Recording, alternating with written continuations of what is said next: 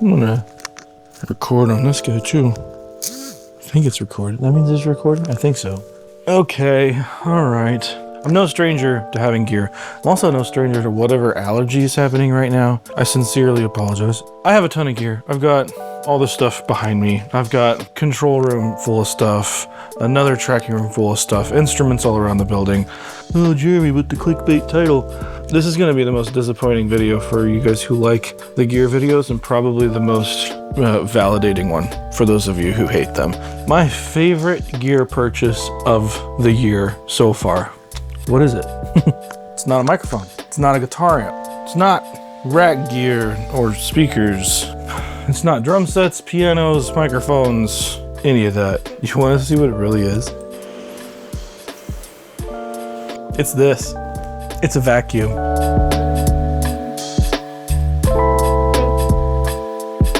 No, I'm not kidding. It is the vacuum.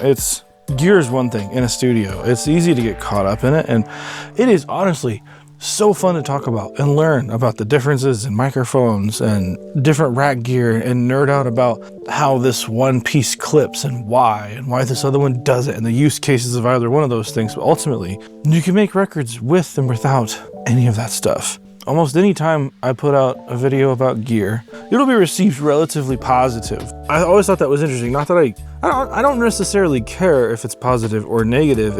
I'm always coming at it from the angle of like, hey, I've used this thing. This is cool. Here's why.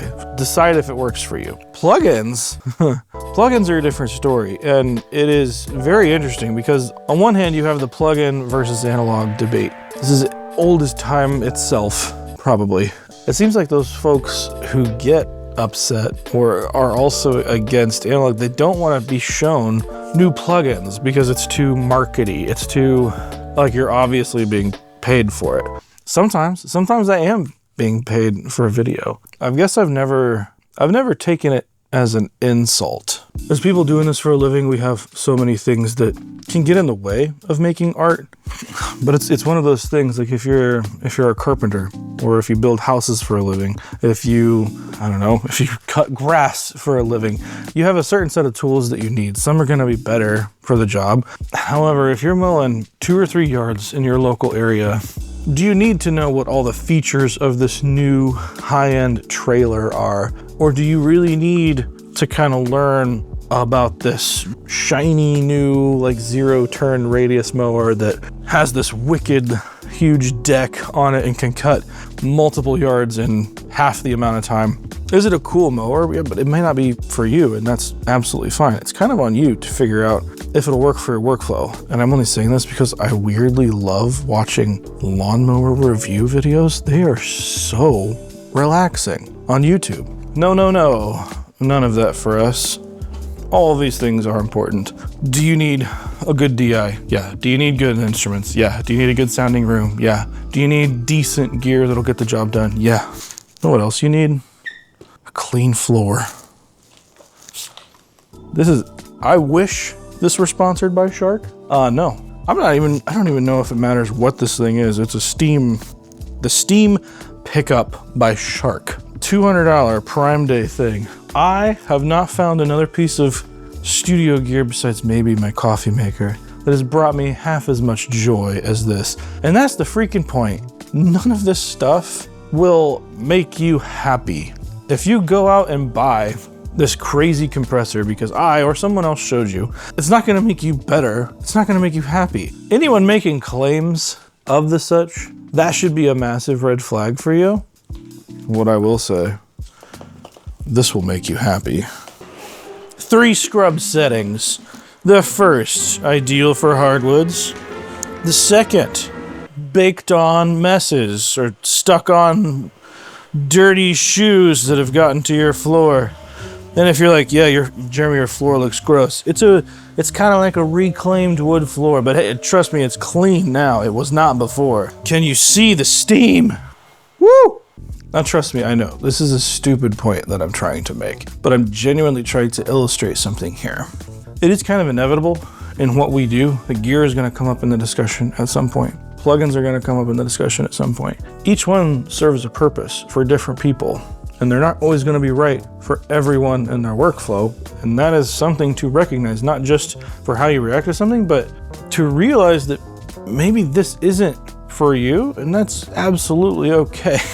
If everybody was trying to sell everything to everyone, every product would absolutely suck. No one product is gonna make everybody happy, and I think we need to be okay with that. Somebody's gonna look at a certain music stand and say, well, that's dumb. I can get an Amazon Basics stand, which by the way, Amazon Basics stands are not bad for the money. But they'll also look at my Triad Orbit setup and go, that is the most excessive thing that I've ever seen. What you don't see is the pile of stands that need honestly like thrown away or repaired.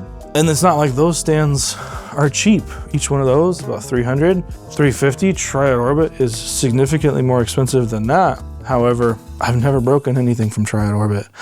And as a business owner, that makes a lot of sense for me, not just because I don't want to go replacing that, but because other people use this space. Not everything's right for everybody. Is everybody gonna need a wall of microphones to pull from? No, you probably just need that one that does the right thing about 80% of the time, and that'll get you through darn near every project.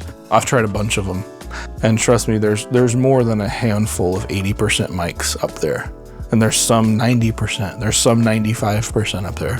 Really nothing else below that because they don't stick around. My studio's rack gear. There's a lot of stuff here. There's dumb expensive converters. There's vintage compressors. There's vintage preamps that are like impossible to find and stupidly excessive resale on the market right now. Do you need any of that to make a hit record? No, absolutely not. Is it fun to learn about them? I suppose if not, you're on the wrong channel. Does everybody need an Atmos room to sit in here and make music? Probably not. But does everybody need the standalone ultimate vacuum? I'm just kidding. No, you probably don't need this as well. However, we should take into account the one thing that got me excited this year above everything else was a freaking vacuum cleaner. And that's not saying any of the other stuff sucks. It's saying do not put your hope and your joy in stuff that's fleeting like that. Heck, don't even put it in a vacuum. It's just hilarious that I get more joy out of making sure the floors are clean than I do smashing and compressing a vocal with a 1073 and an Edward Connections TL4V or an LA2A. So was my favorite piece of gear actually this $200 vacuum that, by the way, won Vacuum Wars, a channel you should be following, by the way. If you're into channels about vacuums going head to head with arbitrary scoring methods and affiliate links everywhere, that's neither the point. Highly entertaining channel though. Yeah, did this win? Absolutely it did. Is it affordable? You bet your socks it is. Am I gonna put an affiliate link down below if you wanna check it out? Sure, I'll make 5 cents if you buy this $200 vacuum. If you've watched the channel for any amount of time, you know it's about the process. It's not about the method you decide to get there. Everybody's method is gonna be different. I mean, right behind the freaking camera here.